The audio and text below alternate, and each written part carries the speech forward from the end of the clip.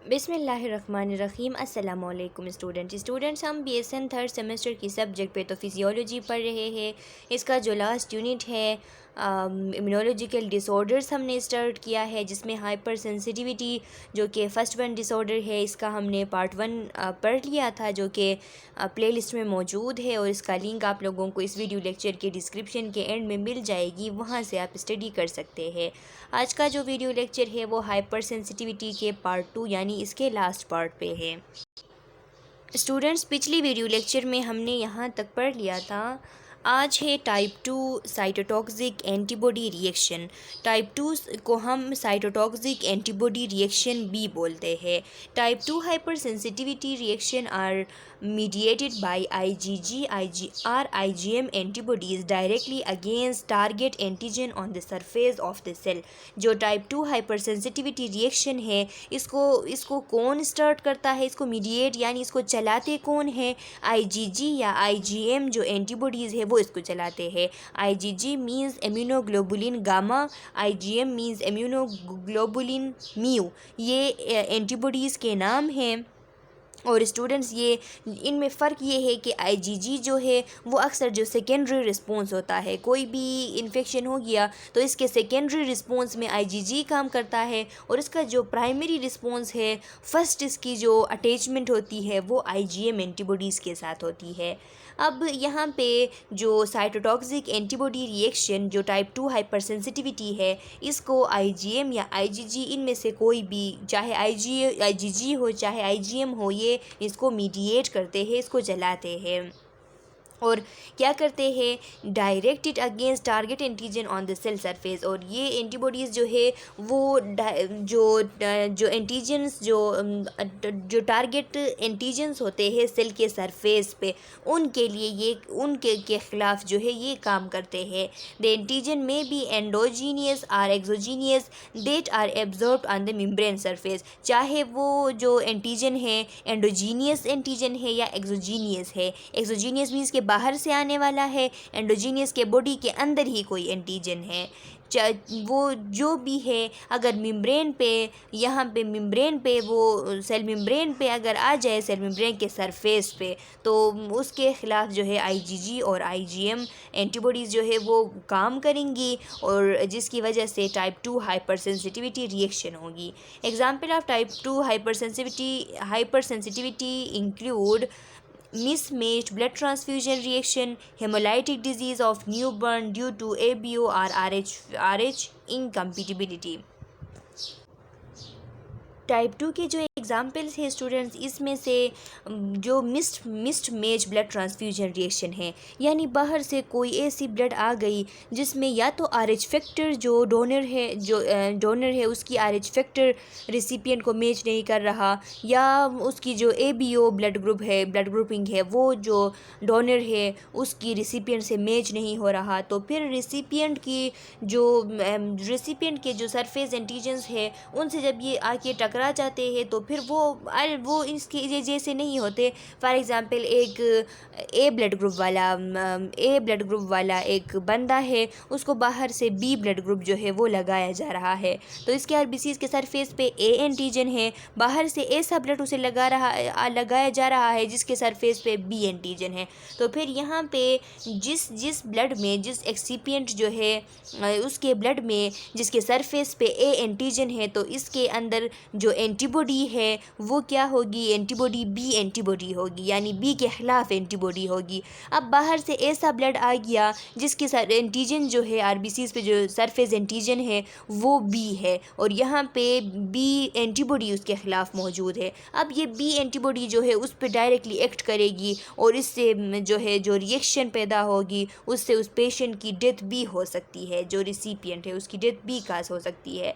तो ये जो रिएक्शन होती है, ब्लड ट्रांसफ्यूजन रिएक्शन होती है, ये किस वजह से होती है? टाइप 2 हाइपर सेंसिटिविटी की वजह से होती है। इसके अलावा हेमोलाइटिक डिजीज़ है students, hemolytic disease of newborn, ये इसको हम एरिथ्रोब्लास्टोसिस फेटिलिस भी कहते हैं। इसमें ये एक टाइप ऑफ एनीमिया होता है जिसमें जो फीटस के रेड ब्लड सेल्स होते हैं वो डिस्ट्रॉय होते हैं। उसका जो मदर होता है उसकी जो एंटीबॉडीज़ है वो जाके जो फीटस है उसके ब्लड सेल्स जो है, उसके एरिथ्रोसाइट्स जो है उनको किल करती है। क्यों? क्योंकि अगर उसमें कोई RH इनकम्पिटिबिलिटी आ गया, यानी फॉर एग्ज़ाम्पल एक नेगेटिव ब्लड ग्रुप वाली मदर है, फॉर एग्ज़ाम्पल एक मदर की ब्लड जो है वो O नेगेटिव है और उसका जो बच्चा है यूट्रस में वो ग्रो कर रहा है B पॉजिटिव ब्लड वाला एक बच्चा ग्रो कर रहा है, और मदर की जो ब्लड है वो O नेगेटिव है, या B को छोड़ ले O पॉजिटिव है, बच्चे का ब्लड जो है O पॉजिटिव है और मदर की O नेगेटिव है। अब ये मदर के अंदर जब ये बच्चे का जो ब्लड है वो प्लेसेंटा के थ्रू मदर के ब्लड से जब इसकी अटैचमेंट हो जाएगी, तो यहाँ पे मदर की जो B लिम्फोसाइट्स है वो इसके ख़िलाफ़ एंटीबॉडी बनाएंगे, वो इसको फ़ौरन सब्सटेंस समझेंगे, और जब इसको फ़ौरन सब्सटेंस समझेंगे तो इसके ख़िलाफ़ एंटीबॉडी बनेंगे, और वो एंटीबॉडीज़ जाके उसके एरिथ्रोसाइट्स को किल करेंगी, जिसकी वजह से बच्चा जो है एनीमिया में मुब्तला होगा, जिसे हम हेमोलाइटिक एनीमिया कहते हैं, और फिर जो है वो बच्चा जो है उसकी डेथ भी इसकी वजह से हो जाती है। तो इसको हम एरिथ्रोब्लास्टोसिस फिटेलिस कहते हैं। तो ये एरिथ्रोब्लास्टोसिस फिटेलिस एक कंडीशन है, एक डिज़ीज़ है। ये किसकी वजह से होती है? हाइपर सेंसिटिविटी टाइप 2 या साइटोटॉक्सिक एंटीबॉडी रिएक्शंस की वजह से होती है। अब इसकी एग्ज़ाम्पल्स है स्टूडेंट्स, एग्ज़ाम्पल कह ले, या इसकी वो डिसऑर्डर्स जो कि ये टाइप 2 हाइपर सेंसिटिविटी की वजह से एराइज़ होते हैं। उनमें से कौन कौन से शामिल है? उनमें से फर्स्ट वन है ट्रांसफ्यूजन रिएक्शन। इसकी वजह से ट्रांसफ्यूजन के जो जितने भी रिएक्शन होते हैं वो हाइपर सेंसिटिविटी टाइप 2 की वजह से होते हैं। Extravascular hemolysis of red blood cell, extravascular यानी वेजल से बाहर जब रेड ब्लड सेल्स की हेमोलाइसिस हो जाती है तो वो भी हाइपर सेंसिटिविटी टाइप 2 की वजह से हो सकती है। हेमोलाइटिक डिजीज़ ऑफ न्यूबॉर्न इस टाइप 2 की वजह से होता है। Auto immune hemolytic disease B type 2 की वजह से होता है, जिसमें अपना इम्यून सिस्टम जो है अपने ही सेल्स पे एक्ट करती है, और जो ब्लड सेल्स है उनकी लाइसिस हो जाती है, जिसकी वजह से सीवियर एनीमिया होता है, पेशेंट की डेथ भी हो सकती है। वाइट ब्लड सेल लाइसिस इसकी वजह से है, टाइप 2 हाइपर सेंसिटिविटी की वजह से वाइट ब्लड सेल की लाइसिस भी होती है, जिसके रिज़ल्ट में सिस्टमिक ल्यूपस एरिथ्रोमेटस, ये एक ऑटो इम्यून डिसऑर्डर होता है। सिस्टमिक ल्यूपस एरिथ्रोमेटस ये भी काज होती है, जिसमें वाइड डिस्परेट इन्फ्लेमेशन होती है और टिश्यू डैमेज हो जाते हैं, ख़ास करके joint, skin, brain, lungs, kidney और ब्लड वेजल्स जो है इन पे सीवियर इफ़ेक्ट होता है इसका। ग्रेनुलोसाइटोपिनिया, जो ग्रेनुलोसाइड्स है, न्यूट्रोफिल, एजाइनोफिल, बेजोफिल, इनकी कमी आ जाती है। और आइडियोपैथिक थ्रोम्बोसाइटोपेनिक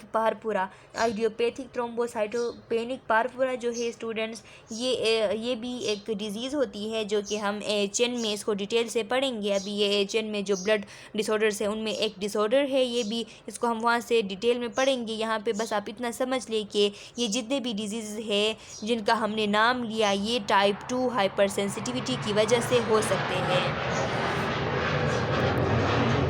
आपके लिए यहाँ पे MCQ इस तरीके से बन सकती है कि फ़ॉर एग्ज़ाम्पल आप लोगों से पूछा जाए कि टाइप 2 हाइपर सेंसिटिविटी जो है उसकी वजह से कौन कौन से डिसऑर्डर्स हो सकते हैं, और ऑप्शन में SLE हो, ITP हो, ग्रेनुलोसाइटोपिनिया हो, या ट्रांसफ्यूजन रिएक्शन हो, तो आपने उनमें देख के ऑल ऑफ अबाव जो है वो चूज़ करनी है।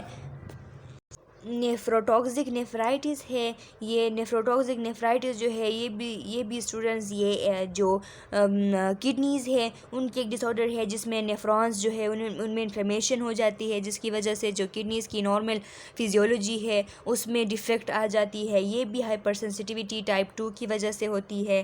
Penicillin allergy is also belong to this group. यहाँ पे स्टूडेंट्स पेंसिलिन एलर्जी जो है लिखा गया है कि also belong to this group, लेकिन मैंने जितने भी बुक से स्टडी किए तो वहाँ पे जो पेंसिलिन एलर्जी जो है वो टाइप 1 के साथ बिलोंग करती है, टाइप 2 के साथ बिलोंग नहीं करती। आप भी इसको स्टडी कर ले, लेकिन जो जितनी मेरी स्टडी है उसके मुताबिक टाइप 1 हाइपर जो सेंसिटिविटी है उसकी एग्ज़ाम्पल पेंसिलिन एलर्जी है। Type 3 immune complex hyper sensitivity है। स्टूडेंट्स, अब type 3 immune complex hyper sensitivity जो है ये किस तरीके से राइज़ होती है, इसको हम इम्यून कम्प्लेक्स हाइपर सेंसिटिविटी भी कहते हैं और टाइप 3 हाइपर सेंसिटिविटी भी इसको कहते हैं। Type 3 hypersensitivity occurs when there is a little antibody and an excess of antigen. Type 3 hypersensitivity जो है वो उस वक्त होती है जब यहाँ पे एंटीबॉडीज़ की कमी होती है और एंटीजन जो है उनकी एक्सेस हो जाती है। Antigen antibody immune complexes IgE mediated. अब ये एंटीबॉडी एंटीजन इम्यून कम्प्लेक्सेस ये टाइप 3 हाइपरसेंसिटिविटी जो है इसको कौन मीडिएट करता है, जो IgG एंटीबॉडी है वो इसको मीडिएट करता है। Large amount of antigen and antibodies form complexes in the blood. Large amount में एंटीजन और एंटीबॉडीज़ मिल के complexes बनाते हैं ब्लड के अंदर। Antibody and antigen complexes large amount के ब्लड में होते हैं। If not eliminated can deposit in capillaries or joint and trigger inflammation. अब अगर ये एलिमिनेटेड ना किए जाए, ये इतने सारे एंटीजन एंटीबॉडी कम्प्लेक्सेस बन गए ब्लड में मौजूद है, अगर ये एलिमिनेट ना हो तो ये कैपिलरीज़ में ये जॉइंट्स में जाके डिपॉजिट हो जाते हैं और इनकी वजह से इन्फ्लेमेशन हो जाती है। जब इनकी वजह से इन्फ्लेमेशन होती है तो बहुत सारे जो इन्फ्लेमेटरी डिजीज़ है, जो कि कम्प्लेक्स इन्फ्लेमेटरी डिजीज़ होते हैं, वो इनकी वजह से राइज होते हैं। अब इसकी वजह से कौन कौन से कंडीशंस होते हैं वो बताया है। अल्टरेशन इन ब्लड फ्लो, जब ये कैपिलरीज़ में डिपॉजिट होते हैं तो ब्लड फ्लो में इनकी वजह से अल्टरेशन आती है, उसमें चेंजेस आते हैं। वस्कुलर परमेबिलिटी जो है वो इंक्रीज़ हो जाता है। ये जहाँ भी चले जाते हैं वहाँ पे इन्फ्लेमेशन स्टार्ट होती है, तो इन्फ्लेमेशन स्टार्ट जब होती है तो जितने भी ब्लड सेल्स है उसकी तरफ चले जाते हैं। Destructive action of inflammatory cells, inflammatory cell क्या करते हैं, वहाँ जाके डिस्ट्रक्टिव एक्शन करते हैं। अपना जो डिस्ट्रक्टिव एक्शन होता है वो उस टिश्यू पे करते हैं, जिसकी वजह से टिश्यू डैमेज हो जाती है। Type 3 reactions are responsible for the vasculitis seen in certain autoimmune diseases such as SLE or the kidney damage seen in acute glomerulonephritis. Type 3 reaction जो है स्टूडेंट्स ये वस्कुलाइटिस के लिए रिस्पॉन्सिबल होते हैं। जो वस्कुलाइटिस मीन्स के जो वेजल्स के अंदर जो इन्फ्लेमेशन होती है इसको हम वस्कुलाइटिस कहते हैं। तो वस्कुलाइटिस अक्सर टाइप 3 की वजह से हो जाती है और ये अक्सर जो SLE होता है, जो सिस्टमिक ल्यूपस एरिथ्रोमेटस है, उसमें अक्सर जो वाइड स्प्रेड इन्फ्लेमेशन हो जाती है तो उसमें वस्कुलाइटिस भी होता है, ब्लड वेजल्स के अंदर भी इन्फ्लेमेशन होती है। या जो किडनी डैमेज है जिसे हम ग्लोमेरुलोनेफ्राइटिस कहते हैं कि एक्यूट ग्लोमेरुलोनेफ्राइटिस हो जाती है जिसकी वजह से किडनी डैमेज होती है, ये भी टाइप 3 हाइपर सेंसिटिविटी रिएक्शन की वजह से होती है। Serum sickness, type 3 hyper sensitivity reaction appearing as a complication of antitoxin or anti-venom administration, a syndrome consisting of rash, lymphadenopathy, arthralgia, and neurological disorder that appear 7 or more days after injection of the horse antisera tetanus. Students, एक condition होता है जिसे हम serum sickness कहते हैं। तो serum sickness भी type 3 hyper sensitivity reaction जो है इसकी वजह से होती है। इसमें अगर हम कोई एंटीटॉक्सिन एडमिनिस्टर करते हैं या एंटीविनोम, कोई भी पॉइज़न जो है वो बॉडी में है तो उसको ट्रीट करने के लिए हम एंटीविनोम यूज़ करते हैं या एंटीटॉक्सिन यूज़ करते हैं, तो उस टाइम ये सीरम सिकनेस हो जाती है। सीरम सिकनेस एक सिंड्रोम होता है जिसमें रेशेस आते हैं बॉडी पे, लिम्फोडेनोपैथी, जो लिम्फ नोड की साइज़, उनकी जो कंसिस्टेंसी है नॉर्मल, उसमें चेंजेस आ जाते हैं। आर्थ्रेल्जिया यानी जॉइंट में पेन होते हैं और न्यूरोलॉजिकल डिसऑर्डर्स यानी नर्वस सिस्टम से रिलेटेड डिसऑर्डर्स एराइज होते हैं। वो तब होते हैं जब फॉर एग्जांपल यहाँ पे एग्जांपल दी गई है एंटीसिरा की, एंटी हॉर्स इंटेस, ये जो स्टूडेंट्स एक टिटेनस एक बीमारी होती है, क्लोस्ट्रीडियम टिटेनाई बैक्टीरिया है, इसकी वजह से होती है जिसमें एबनॉर्मल मसल्स कंट्रक्शन हो जाते हैं। ये एक बहुत ही एक डेंजरस काइंड ऑफ डिसऑर्डर है। इसमें हॉर्स का जो एंटीसिरा है वो लगाया जाता है, उसमें एंटीबॉडीज़ होती है क्लोस्ट्रीडियम टिटेनी के ख़िलाफ़, तो उस हॉर्स की जो सिरम होती है उसमें में हॉर्स सीरम लेते हैं, उसको लेबॉर्ट्री में उसको ट्रीट करते हैं, फिर उसे एंटीसिरा कहते हैं और इंजेक्ट करते हैं। अब ये एंटीसिरा जब इंजेक्ट करते हैं तो आफ्टर 7 और मोर डेज़ जो है ये एक सीरम सिकनेस यानी रेशियस, लिम्फोडेनोपैथी, आर्थ्रेल्जी या न्यूरोलॉजिक डिसऑर्डर्स ये स्टार्ट होती है। तो ये भी टाइप 3 हाइपर सेंसिटिविटी जो है इसकी वजह से होती है। अब यहाँ पे हाइपर सेंसिटिविटी निमोनाइटिस लिखा है कि हाइपर सेंसिटिविटी की वजह से लंग्स टिश्यूज़ में इन्फ्लेमेशन हो जाती है जिसे हम निमोनाइटिस कहते हैं। पोस्ट स्ट्रेप्टोकोकल ग्लोमेरुलोनेफ्राइटिस, जब पोस्ट स्ट्रेप्टोकोकल इन्फेक्शन हो जाती है तो उसके बाद ग्लोमेरुलोनेफ्राइटिस होता है, वो भी टाइप 3 की वजह से, टाइप 3 हाइपर सेंसिटिविटी की वजह से होता है। जो ऑटो इम्यून डिजीज़ है फॉर एग्जांपल रूमेटॉइड अर्थराइटिस है, ये भी टाइप 3 हाइपर सेंसिटिविटी की वजह से हो जाती है। अब टाइप 4 है। टाइप 4 सेल मीडिएटेड रिएक्शन हम इसे कहते हैं या डिलेड हाइपर सेंसिटिविटी कहते हैं। अब स्टूडेंट्स इसको सेल मीडिएटेड रिएक्शन हम इसलिए इसको कहते हैं सेल मीडिएटेड, एक आप लोगों को बार बार आप लोगों ने सुना होगा कि हम कहते हैं एक एंटीबॉडी मीडिएटेड होता है और दूसरा सेल मीडिएटेड होता है। एंटीबॉडी मीडिएटेड हम उन चीज़ों को कहते हैं, उस चीज़ के लिए हम एंटीबॉडी मीडिएटेड लफ्ज़ इस्तेमाल करते हैं जिसमें जो बी सेल्स है वो एक्टिवेट हो और उनसे अगर एंटीबॉडीज़ जो है वो रिलीज़ हो और वो एंटीबॉडीज़ आके पैथोजन के साथ कांटेक्ट करे और उसको एरेडिकेट करने की कोशिश करे, तो इसको हम एंटीबॉडी मीडिएटेड रिएक्शन कहते हैं। अब सेल मीडिएटेड रिएक्शन वो रिएक्शन होता है कि इसमें ये एक ऐसी इम्यूनिटी होती है, इसमें एंटीबॉडीज़ इन्वॉल्व नहीं होते। यहाँ पे मैक्रोफेजेस, नेचुरल किलर सेल जो है वो एक्टिव होते हैं और वो जो इंट्रासेलुलर पैथोजन है उसको एरेडिकेट करने की कोशिश करते हैं। इसके अलावा जो एंटीजन स्पेसिफिक सेल्स होते हैं, CD8 सेल्स जो होते हैं, जो CD8 सेल्स यानी जो साइटोटॉक्सिक सेल्स होते हैं जिन्हें हम साइटोटॉक्सिक टी लिम्फोसाइट कहते हैं, तो वो भी रिलीज़ होते हैं और मुख्तलिफ़ किस्म के साइटोकाइन रिलीज़ होते हैं जिसकी वजह से जो है वो जो इन्फेक्शन आई थी वो एरेडिकेट बॉडी से हो जाती है। अब इसको हम कहते हैं सेल मीडिएटेड। तो यहाँ पे टाइप 4 जो है टाइप 1 में हमने पढ़ा कि वहाँ पे IgE एंटीबॉडी थी, टाइप 2 में IgM और IgG थी, टाइप 3 में सिर्फ ओनली IgG थी। अब टाइप 4 में कोई भी एंटीबॉडी नहीं है, इनमें एंटीबॉडी टाइप 4 में इन्वॉल्व नहीं होते, इसलिए हम इसको सेल मीडिएटेड रिएक्शन कहते हैं। इसमें क्या होता है, delayed hyper sensitivity cell mediated tissue damage result from interaction between sensitized T cells and specific antigen। इसमें जो डिलेड हाइपर सेंसिटिविटी भी हम इसे कहते हैं, इसमें टिश्यू डैमेज होता है। क्यों होता है, जब जो एंटीजन है, एंटीजन और जो सेंसिटिव टी सेल्स होते हैं जो कि सेंसिटाइज हुआ एक टी सेल्स और एंटीजन आपस में जब इंटरेक्ट करते हैं इसकी वजह से टिश्यू डैमेज हो जाती है, which lead to release of soluble effector substance का लिम्फोकाइन। जब ये एक दूसरे के साथ अटैच होते हैं तो फिर एक सल्यूबल इफेक्टर्स जो है सब्सटेंस होता है वो रिलीज़ होता है जिसे हम लिम्फोकाइन कहते हैं।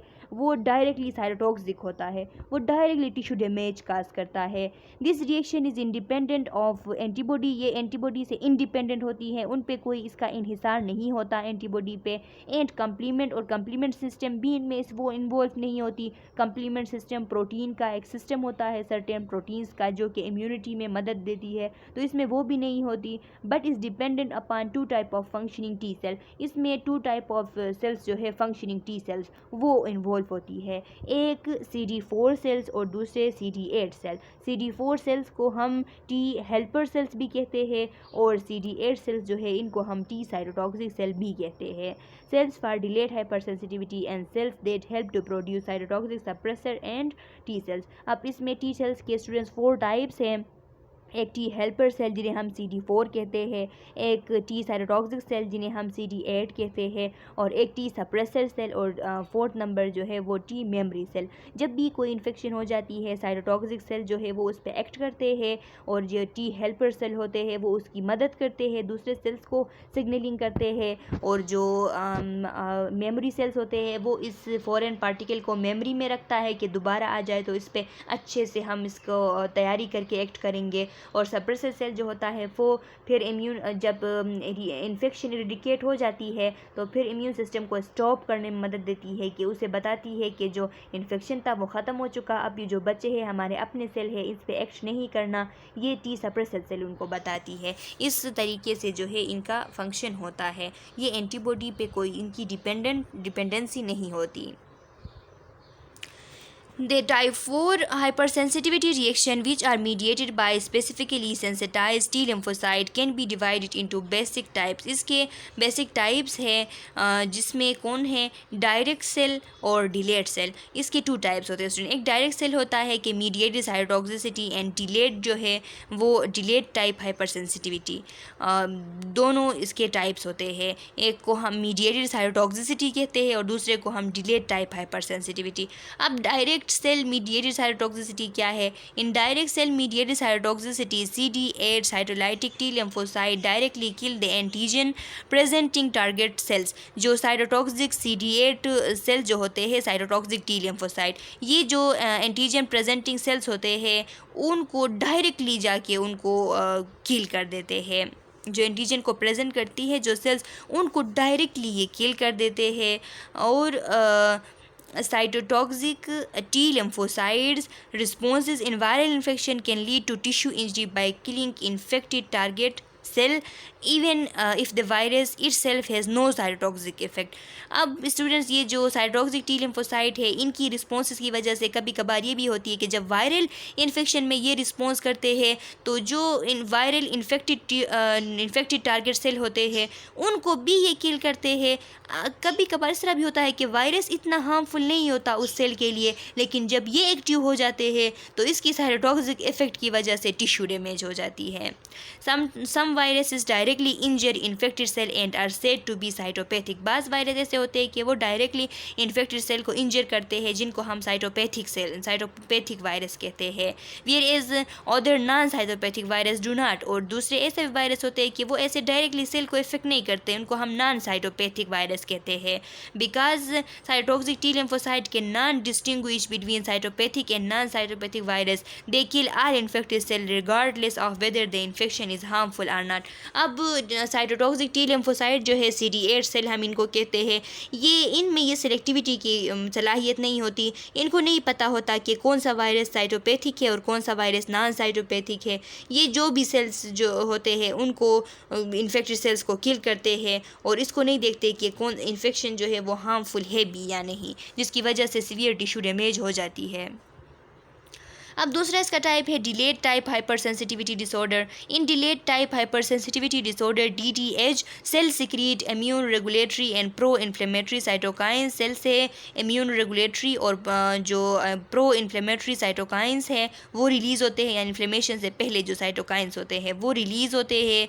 Some of the cytokine promote differentiation and activation of macrophages. बाद साइटोकाइन की वजह से जो मैक्रोफेजेस होते हैं उनकी डिफ्रेंशिएशन होती है और वो एक्टिव हो जाते हैं। जो जितने भी मैक्रोफेजेस होते हैं वो डिफ्रेंशिएट होकर एक्टिव हो जाते हैं। That function as phagocytic and antigen presenting cells, जो कि वो क्या करते हैं फेगोसाइटिक, तो एक तो फेगोसाइट करते हैं, फेगोसाइटोसिस के लिए होते हैं, और दूसरा वो as a antigen presenting cell भी काम करते हैं। क्रोनिक DTH यानी chronic delayed type hypersensitivity reaction lead to fibrosis as a result of secretion of cytokine and growth factor by the macrophages. अब ये मैक्रोफेजेस साइटोकाइन भी रिलीज़ करते हैं और ग्रोथ फैक्टर भी रिलीज़ करते हैं, जिसकी वजह से क्रोनिक डिलेड टाइप हाइपरसेंसिटिविटी में फाइब्रोसिस हो जाता है। जिस टिश्यू में हुआ है उस टिश्यू की फाइब्रोसिस हो जाती है, वहाँ पे स्कार फॉर्मेशन होती है, क्योंकि मैक्रोफेजेस ग्रोथ फैक्टर और साइटोकाइन रिलीज़ करती है। The best known type of delayed type hypersensitivity response is the reaction of tuberculin skin test reaction in which inactivated tuberculin or purified protein derivative is injected under the skin, a local area of redness and induration during within 8 to 12 hours, reaching a peak in 24 to 7 72 hours.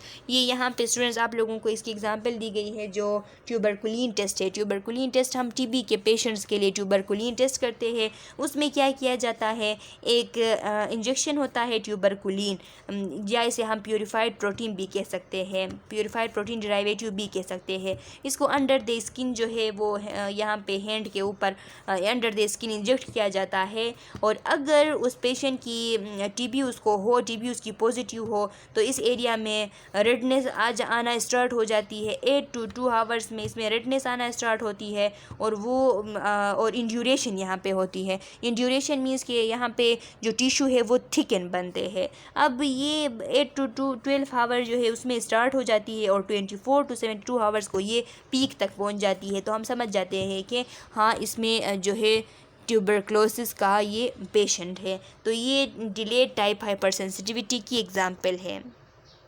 अब आपने ये MCQs के लिए याद रखनी है students. आप लोगों को ऑप्शन दिए गए होंगे और एमसीक्यूज़ में पूछा गया होगा which one is the example of delayed type hyper sensitivity disorders. तो आपने वहाँ से ट्यूबरकुलिन टेस्ट जो है वो चूज़ करनी होगी। अच्छा स्टूडेंट्स, ये इसके रेफरेंस से अगर आप लोग डिटेल में स्टडी करना चाहते हैं तो इस रेफरेंस के थ्रू स्टडी कर सकते हैं। ये हाइपर सेंसिटिविटी कंप्लीट हो चुका। इसमें हमने एक टेबल को छोड़ा था पिछली वीडियो लेक्चर में कि इसको हम लास्ट में पढ़ेंगे। इसको थोड़ा स्टडी करते हैं स्टूडेंट्स। यहाँ पे 4 टाइप ऑफ हाइपर सेंसिटिविटी जो है उनमें कुछ डिफ्रेंशिएशन जो है वो आप लोगों को दिखाई गई है, आप लोगों को बताई गई है। अब यहाँ पे देख सकते हैं स्टूडेंट्स इनकी जो कैरेक्टरिस्टिक्स है, कैरेक्टरिस्टिक्स में एंटीबॉडीज़ अब टाइप 1 जो हाइपर सेंसिटिविटी है जिसे हम टाइप 1 एनाफिलाइटिक रिएक्शन कहते हैं, उसमें कौन सी एंटीबॉडी इन्वॉल्व है, उसमें IgE एंटीबॉडी इन्वॉल्व है। क्योंकि ये एलर्जिक रिएक्शन इसमें होता है इसलिए इसमें IgE एंटीबॉडी इन्वॉल्व है। टाइप 2 में IgG IgM इन्वॉल्व है। टाइप 3 में IgG IgM दोनों इन्वॉल्व हो सकते हैं, लेकिन ख़ास करके इसमें IgG जो है वो उसका मेन रोल होता है। और टाइप 4 में एंटीबॉडी नहीं होते क्योंकि ये सेल मीडिएटेड होता है। अब एंटीजन का अगर हम देखें तो टाइप 1 में एंडोजीनियस इंजेक्शन एंटीजन जो है वो हो सकती है कोई भी फॉरेन पार्टिकल के लिए। टाइप 1 एनाफिलाइटिक जो रिएक्शन है वो होता है। और टाइप 2 में जो सेल सरफेस एंटीजन होती है, यानी सेल सरफेस जो ब्लड ग्रुप ABO या RH फैक्टर जो एंटीजन होते हैं वो इन्वॉल्व होते हैं। टाइप 3 में जितने भी सेलोबल्स चाहे वो एंडोजीनियस हो या एक्सोजीनियस हो दोनों इन्वॉल्व होते हैं। और टाइप 4 में जो भी एंटीजन टिश्यूज़ और ऑर्गन पे एक्ट करता है वो शामिल होते हैं। रिस्पॉन्स टाइम अगर हम देख ले तो टाइप 1 जो है इसमें 15 to 30 मिनट्स है। टाइप 2 में मिनट्स टू हावर्स है। टाइप 3 में 3 to 8 हावर्स है। और टाइप 4 में 48 to 72 हावर्स है। अब आप लोगों ने ये हावर्स याद रखनी है, शायद इनसे MCQs बन सकते हैं। अपीयरेंस अगर हम देखें तो यहाँ पे टाइप 1 में जो अपीयरेंस होती है, जो फिज़िकली कुछ रिएक्शन अगर आ जाता है तो इसमें व्हील या फ्लेयर जो है वो बन जाती है। व्हील किसे कहते हैं स्टूडेंट्स? व्हील जो है ये एक जिल्द पे एक उभरा हुआ सा निशान होता है। और जो फ्लेयर है इसका मतलब फ्लैश यानी रेडनेस जो है वो होती है, पूरे बॉडी में रेडनेस होती है। इसके अलावा टाइप 2 में अगर हम देखें तो वहाँ पे PNS लाइसिस होती है, नेक्रोसिस होती है। टाइप 3 में देखिए तो यहाँ पे एरिथीमा होता है, रेडनेस होती है, एडिमा होती है, इसके साथ साथ नेक्रोसिस होती है। टाइप 4 में देखिए तो एरिथीमा होता है और इसके साथ इंड्यूरेशन होता है, टिश्यू जो है वो थिक बन जाता है क्योंकि इसमें स्कार फॉर्मेशन होती है और ख़ास करके डिलेट में। इसके अलावा हिस्टोलॉजी की अगर हम देखें तो यहाँ पे टाइप 1 में बेजोफिल्स और एजाइनोफिल्स जो है वो इन्वॉल्व होते हैं। टाइप 2 में एंटीबॉडी और कम्प्लीमेंट सिस्टम जो कि सर्टेन प्रोटीन का एक सिस्टम होता है वो इन्वॉल्व होता है।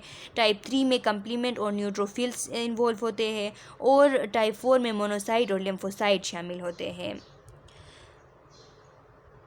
अब ट्रांसफ़र विथ इसमें जो है कौन कौन से चीज़ को ट्रांसफ़र करते हैं इसको आगे ले जाते हैं, ट्रांसफ़र करते हैं। तो लिखा है कि इसमें एंटीबॉडीज़ होती है टाइप 1 में, टाइप 2 में, टाइप 3 में, लेकिन टाइप 4 में T सेल्स इन्वॉल्व होते हैं। एग्जाम्पल अगर इनकी हम देखें तो जो टाइप 1 है इसकी एग्जाम्पल एलर्जिक आस्थमा है या है फीवर है। एलर्जिक आस्थमा किसे कहते हैं स्टूडेंट्स? एलर्जिक आस्थमा एक ऐसी कंडीशन होती है जिसमें एयरवे जो है वो एयरवे टाइट होती है और कोई भी एलर्जन अगर आ जाए, कोई भी एलर्जन जिससे एलर्जी हो, इसकी वजह से एयरवे जो है वो टाइट हो जाती है। फॉर एग्ज़ाम्पल वो पोलन हो, कोई डेंडर हो, कोई माउल्ट के स्पोर्स हो, जो भी हो जिससे एलर्जी हो, जिसकी वजह से एयरवे टाइट बन जाती है और सांस लेने में तकलीफ़ होती है। इसको हम एलर्जिक आस्थमा कहते हैं। और है फेवर जो है इसको एलर्जिक रेनाइटिस भी कहते हैं। ये एक एलर्जिक रिएक्शन होता है जिसकी वजह से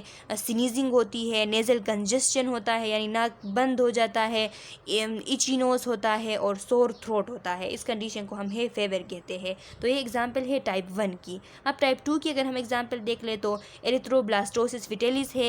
ये एक ऐसी कंडीशन है, मैंने आप लोगों को बताया कि मदर की RH फैक्टर बच्चे के RH फैक्टर से जब मैच नहीं करती तो मदर की एंटीबॉडीज़ बच्चे के जो RBCs हैं उनको डिस्ट्रॉय करना स्टार्ट कर देती है। तो ये टाइप 2 की एग्जांपल है। अब टाइप 3 की एग्जांपल सिस्टमिक लूपस एरिथ्रेमेटस है, फार्मर लंग्स है। स्टूडेंट जो जितने भी इन्फ्लेमेशन होती है, इन्फ्लेमेशन यहाँ पे टाइप 3 में इसलिए होती है कि यहाँ पे एंटीजन एंटीबॉडी कम्प्लेक्स बन जाती है और वो एंटीजन एंटीबॉडी कम्प्लेक्स जो है वो बॉडी में जमा हो जाते हैं, एग्रीगेट हो जाते हैं, कैपिलरीज को ब्लॉक करते हैं। कैपिलरीज के अलावा वो जॉइंट्स पे जाके वहाँ पे डिपॉजिट हो जाते हैं और इनकी वजह से बहुत सारे इन्फ्लेमेशंस होती है। तो सिस्टमिक लूपस एरिथ्रोमेटस इसकी एग्जांपल है। फार्मर लंग्स है स्टूडेंट्स। फार्मर लंग्स एक डिजीज़ होता है जो कि जो क्रॉप्स होते हैं, जो फसलें होते हैं वहाँ पे माउल्ड्स ग्रो कर रहे होते हैं, जो फंगी जो वगैरह होते हैं। तो इनकी जो सर्टेन पोर्स होते हैं, स्पोर्स होते हैं, उनकी वजह से जो एलर्जी होती है या ख़ास करके जो फार्मर्स होते हैं, जो किसान होते हैं, उनमें ज़्यादा होती है। चाहे वो उनको एलर्जी घास से हो या एनिमल्स के जो फीड से, जो टबैको है, जो कर्ण है, जो जिनसे भी हो, तो उनमें लंग्स डिजीज़ जो है वो काज होती है, एलर्जी होती है, उनको जो है वो सांस लेने में तकलीफ़ होती है। तो इसको फार्मर लंग डिजीज़ कहते हैं। अब टाइप 4 की अगर हम एग्जांपल देख ले तो ट्यूबरकुलिन टेस्ट है जिनका हमने पढ़ा, और पॉइजन्स है। कोई भी पॉइजन्स के ख़िलाफ़ हम एंटी पॉइजन कोई भी देते हैं, एंटीविनोम, तो उसकी वजह से जो है टाइप 4 हाइपर सेंसिटिविटी रिएक्शन हो जाती है। अच्छा स्टूडेंट्स, तो आप लोगों का जो यूनिट 6 है उसका डिसऑर्डर नंबर 1 हाइपर सेंसिटिविटी जो है स्टूडेंट्स ये कंप्लीट हो चुका। अगर इसमें कोई क्वेश्चन है तो आप कमेंट सेक्शन में डाल सकते हैं। मैं नेक्स्ट वीडियो लेक्चर में आप लोगों के क्वेश्चन का आंसर करूँगी। नेक्स्ट वीडियो लेक्चर में हम इस चैप्टर का जो सेकेंड पार्ट है HIV एड्स वो पढ़ेंगे। तब तक के लिए अल्लाह हाफिज़।